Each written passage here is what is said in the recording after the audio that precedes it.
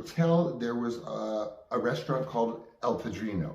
El Padrino, again, was extremely famous. You go back, it's like, you know, Friars Club type place for Hollywood.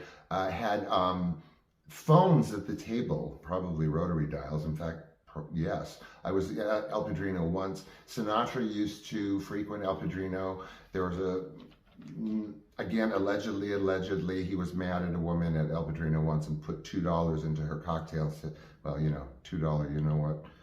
That was the inference there. What a gentleman. Okay, Spago in Beverly Hills. Everyone's heard of Spago, Wolfgang Puck. I've been there a few times. Twice at the bar, once at the restaurant, and I actually had dinner because of a friend of my mother's again, Elaine Schneider, had dinner with Wolfgang Puck's wife there. Big, like, frowsy, dark hair, and I can't remember her name. Doesn't really matter, right? Ancient history. Who remembers her or Spago?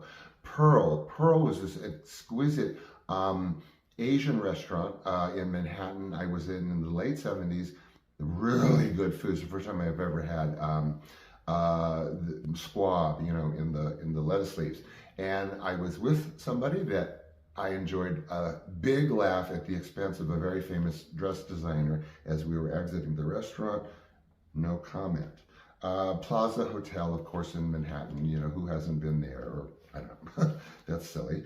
The Luau in Beverly Hills. The Luau in Beverly Hills, if you can imagine just like tiki explosion, like you know, tiki nirvana, but that you can't believe was on Rodeo Drive. Well, I'd been there. Again, tiki explosion, like walls that were all aquarium, like entire aquariums, and this little, like, you know, little bridge thing that you walked up to. Can you imagine? This is on Rodeo.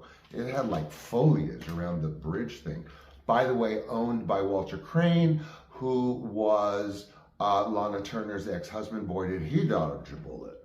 Anyway, okay, so El Padrino. Le Dome in the 80s on Sunset Boulevard and right near Tower Records was the place, like the fancy restaurant to go to. Very dark, piano bar in the middle. I kind of found it tacky, you know, like some kind of like, you know, gold jewelry box that you keep in your closet for Christmas to give away as gifts.